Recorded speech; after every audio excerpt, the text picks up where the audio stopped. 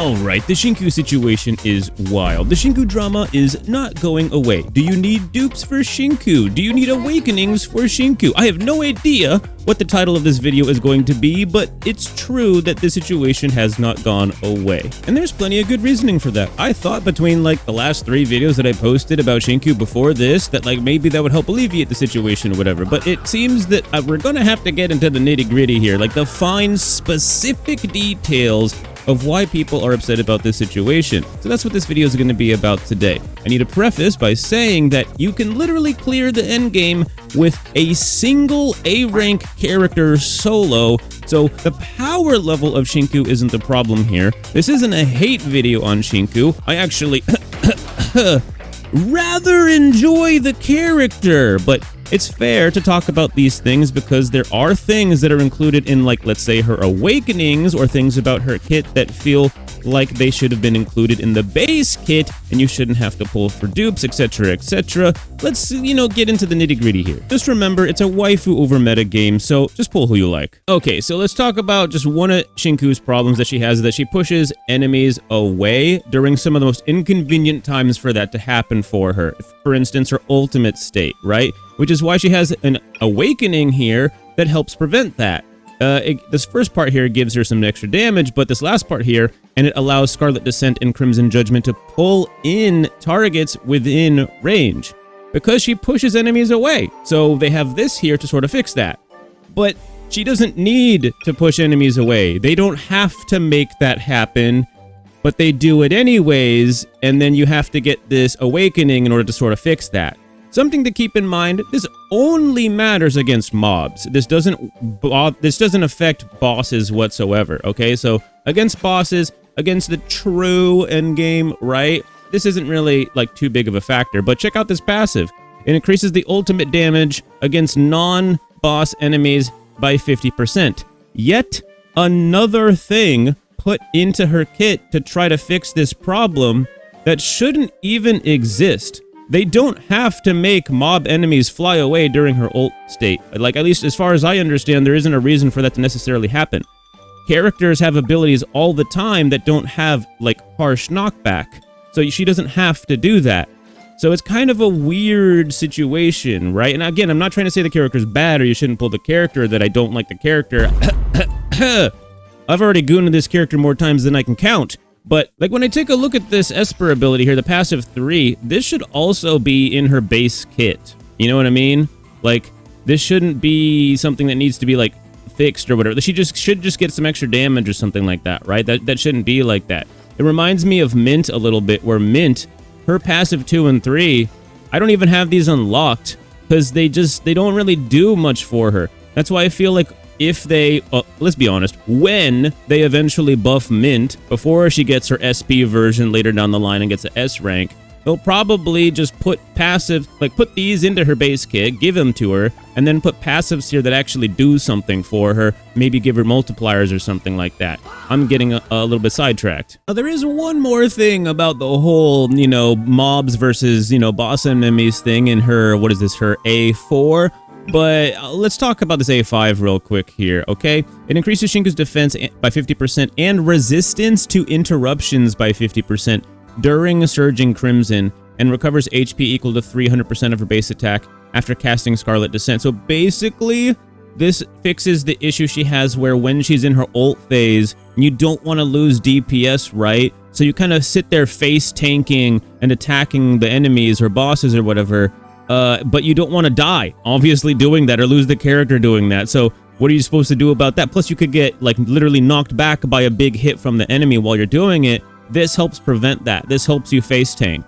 But why does it have to be like that? You know what I mean? Why does it have to be locked behind an awakening? I can understand why some people, get a little bit upset by this, right? I didn't feel like this was much of an issue when I played her. I felt like it was fine, but I can understand why this is a bit of an issue for some people. Now let's get into that A4 I was talking about here, right? It increases the Menacing Gaze stack cap to 16 instead of 8, so it doubles, right?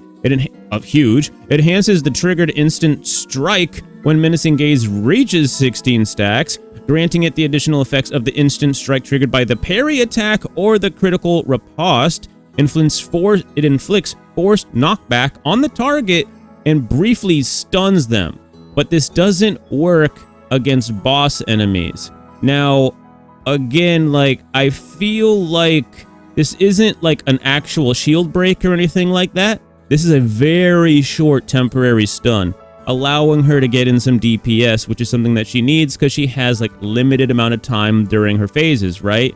So I feel like that could have been pretty good. Now, let's be honest, it gets made up for by these 16 stacks here popping off and whatnot, but I genuinely don't see why they had to include this parentheses here and actually take this away from people when you already got kind of issues going on with the whole boss versus mobs situation, right? Now, it also deals an additional instance of damage equal to 20% of the instant strike damage. So again, it sort of like makes up for that, but why do you need to make up for that? Just like, don't put this in here, you know? I almost catch the vibe that they may have, in an early version of Shinku, accidentally made her like way too strong or something like that. And they were gonna have like some omega power creep situation on their hands, like dwarfing over every single character that they had coming in. So maybe they like pre-nerfed her before we even started seeing her in like betas and stuff like that. Like super early on, they may have already started like powering her down a bit, you know? And that might be why her kit seems like a little bit weird, or like something should have been in the base kit and they had to like take it away from her and then add it in some other way or something like that. You know what? You see what I'm saying, right? I keep hearing from the Tower of Fantasy players and whatnot that, you know, power creep was an issue in that game, that like pay for power was an issue in that game, and they really did not want that happening in NTE. So, you know, that kind of makes sense. But this created a situation where players were able to notice. You know what I mean? Like the average player was able to notice this. You see what I'm saying? Like, again, the power level of the character is not the issue. I can't believe I have to preface this so many times and people are still going to end up leaving comments about it, but the power level is not the problem. Skill issue is not the problem. The design is where people take issue with. Like, some people only noticed that these things even existed as like potential issues when they wanted to invest in the character and they started looking at the awakenings to find out if they even wanted to do that. Or they did pull a dupe of the character and they're like, oh, which one should I use? Let's take a look at these. Oh, this one that fixes her kit, apparently? Wait, what? You know, you see what I'm saying? They were blindsided by this information, some people. But I tell you what, that's not going to stop me from looking up some Rule 34 video content on Shinku the moment this video is done. Now, I have heard some people say that her damage output is like lackluster or not what it should be, or that it should even get buffed. Now, I don't fully agree with that. Like, for example, if she wasn't pushing enemies away and you were able to get all of her damage output properly during her ult phases and whatnot, you'd literally have more damage, right? Essentially, if those little quality of life things that were attached to some of her awakenings, right? Think about that. They don't even have to remove the awakenings. Just take that little quality of life thing you attached to an awakening for seemingly no reason and just put that in the base kit where it probably should have been from the start. Then I don't think people would be feeling this way about the character, and they'd probably feel like the damage was on par because seemingly that's where it should have been from the get-go. Now, it seems like something got a little kerfuffled with her development or whatever, because they didn't seem to find a line that met with what the players were expecting, right? They didn't want her to be too powerful because you'd have, like, I guess another Tower of Fantasy situation on your hands. You don't want to make her too weak either, though, because then you'd have what a lot of people are complaining about now, just way worse, because her damage output is still fine. She's still clearing with ease. She's still an absolute powerhouse beast of a unit, but it is fair to say that her kit feels just a little bit kind of weird. Now, maybe this isn't a learning experience for NTE.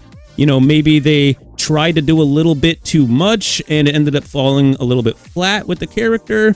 It's a bit tough to say. Only NTE really truly knows, right? But again, this video isn't about, you know, putting a hate train on Shinku. I actually really like the character, and a video like this is to help people understand what's going on and why people feel that way, or like, you know, make people feel validated for their reasonings, right? And also to validate people who feel like she's strong enough as it is, because technically both of these things are true.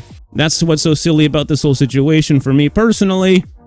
Both sides of the fight or the argument are right. she is technically strong enough right now. Like, she's good. Like, she's a great character. She's very fun to play still. But it's also fair to say that it's just the design of the kit seems a little bit funky based on certain decisions that were made. That's really it. It just didn't hit the way people were expecting. So at the end of the day, still a great character. I do not regret pulling them at all, and I don't think anyone else should either. So let me know if you're pulling, let me know who you're pulling, and if you want to add anything in the comments to the discussion that I didn't include in the video. I wanted to cover the main things because I don't want this Shinku drama to like drag on forever and ever. That's not what this is about. Let's be real here. The game's very casual. Let's just have some fun out there, okay? I'll see you guys in the next one. Peace.